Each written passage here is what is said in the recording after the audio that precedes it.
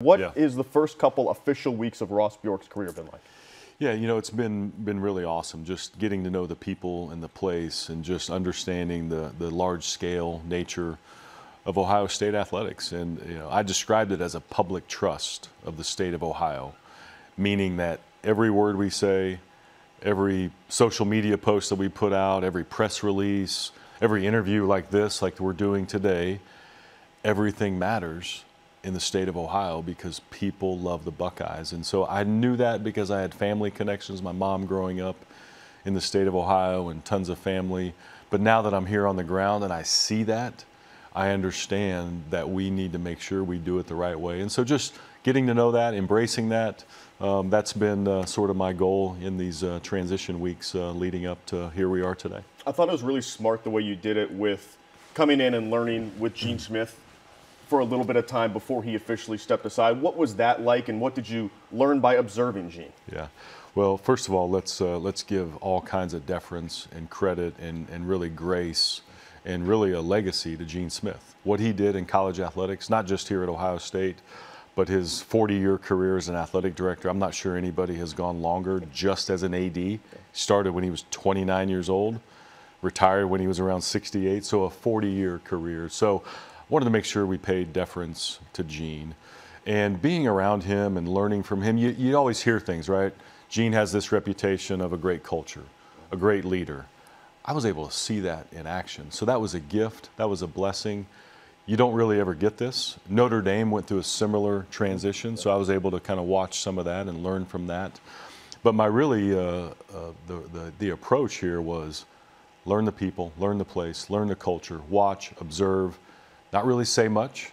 If I was called upon, I would give my opinion, but it really allowed me to not have the pressure of running the day-to-day while formulating what does the future look like? What does it need to look like? So a gift, a blessing. Hopefully I did it the right way. Tried to be really humble in the approach of learning the place, because I think that's really what's critical here is the people matter, people care, the mission is important. And I was able to really soak that in. And so it was a great way to do it. I don't know if that was necessarily the plan when, you know, Ted Carter decided to do the search and, you know, name me in January. I think we all looked at each other and said, hey, what do we do between now and June 30th? Right. Let's have a transition period. Let's overlap. Let's learn, you know, together. And I think that's it's been an awesome way to do it. I think one of the things that always blows my mind is when I go on the road with Ohio State football, the alumni base in all 50 states, how well they travel from Columbus. Have you gotten a sense of how rabid this fan base is since you moved to Columbus? Well, yes, because look, the history that I have with my family, I've said I'm not from Ohio, but I'm a product of Ohio. So for 51 years, I'm 51 years old, I've been coming to the state of Ohio. So I've heard it from my uncles, my cousins. We had 40 of my family members come to the press conference. They all already had Buckeye. They didn't have to go to the bookstore to buy their Buckeye gear.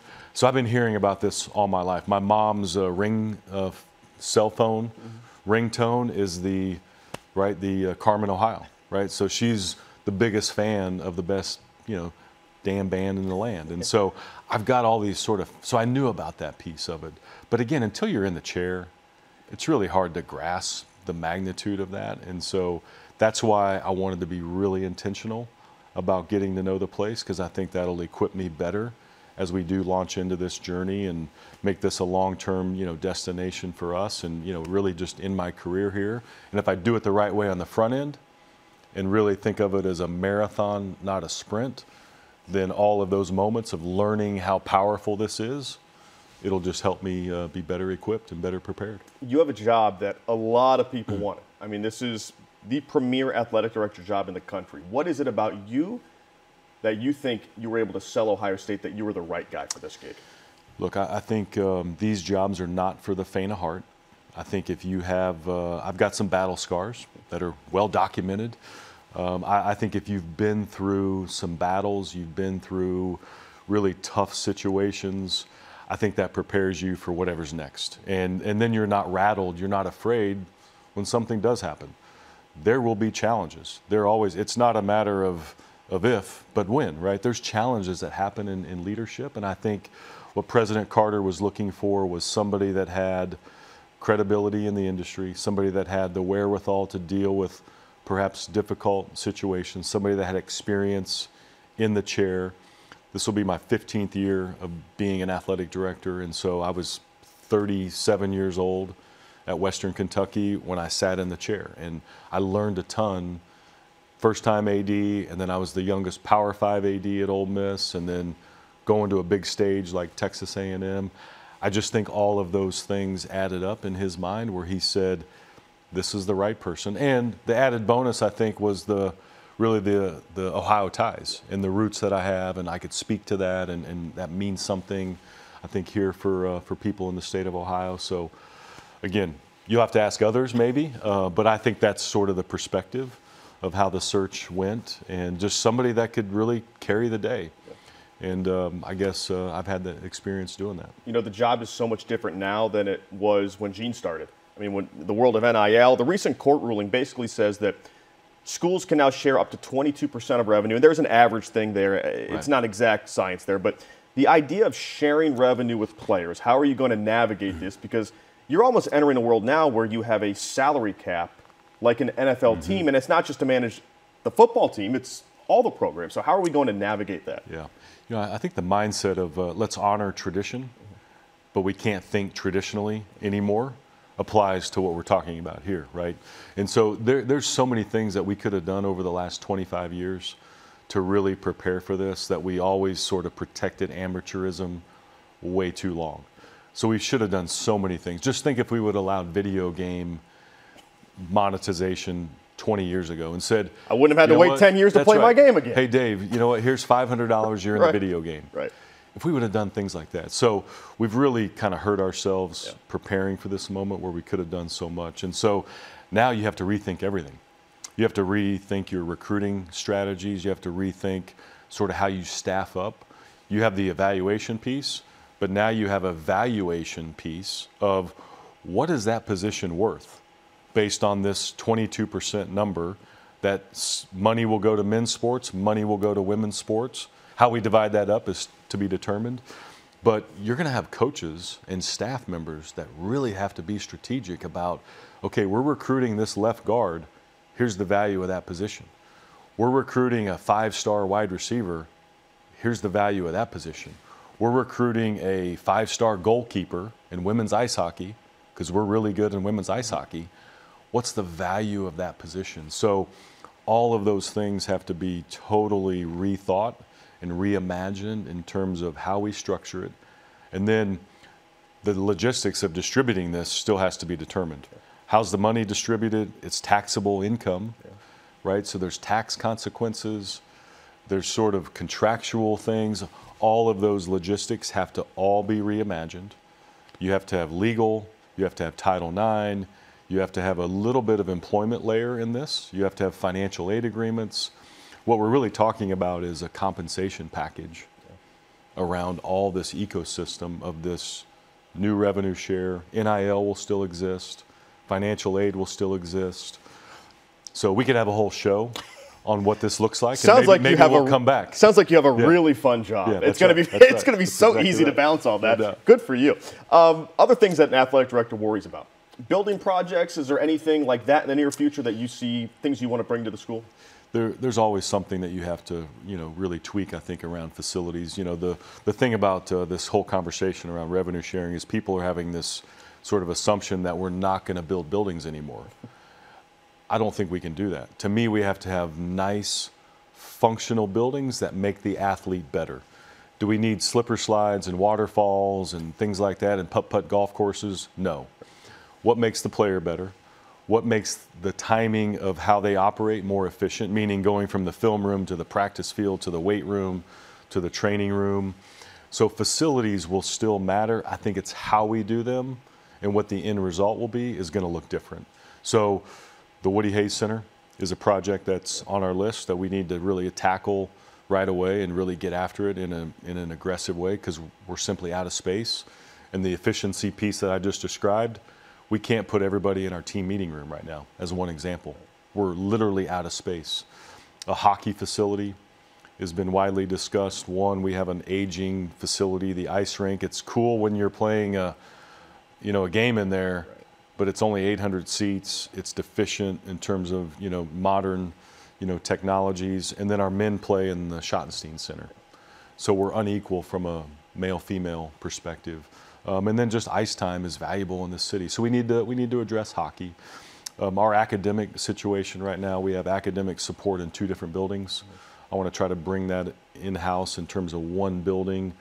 What does that look like? We need to attack a plan from that perspective. Those are sort of the 3 biggest projects that are on the horizon. But we just hired a new softball coach and a new baseball coach. And they're going to have ideas about how do we make things better for the players, fan experience. So those are all things that we'll look into. And, I think that's the fun part about it is we get to dream a little bit. We get to engage donors and lay out a vision that describes excellence here at Ohio State. And so those will be fun conversations that we get to have. And facility projects are not going to go away. The other piece is we need to continue to invest in Ohio Stadium. Yeah.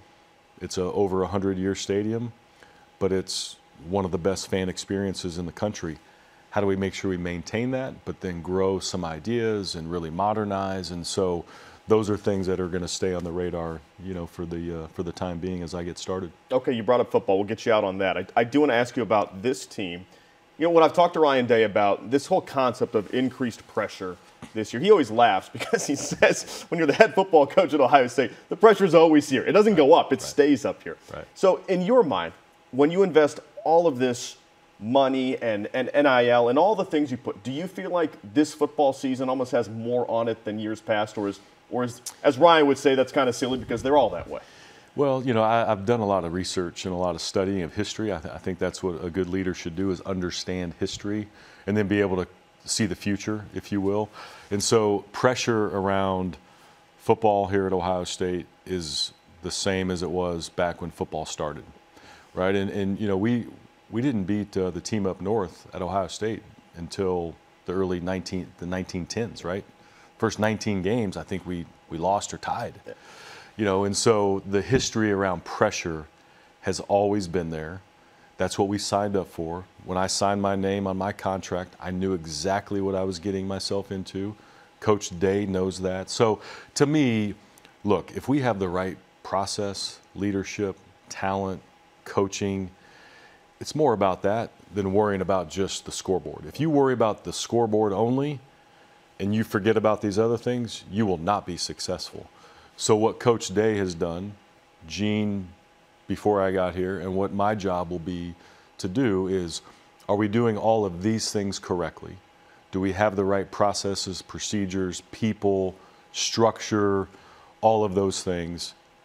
This will take care of itself. So we know what we signed up for. And what I think is really cool is that this is a place where you can speak to that. Mm-hmm. There are programs that wish they had the pressure, that wish they had the attention, the largest fan base, we're a statewide public trust like we talked about. There are people fighting for our position. We're in position. Now it's our job to deliver.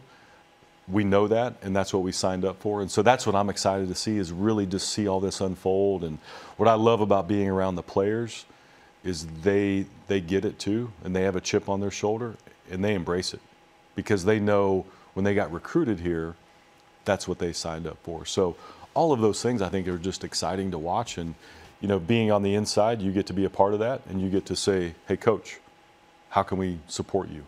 What do we need to be successful? What are the barriers, if any, to success? And then we get to solve those challenges. So it's going to be a lot of fun.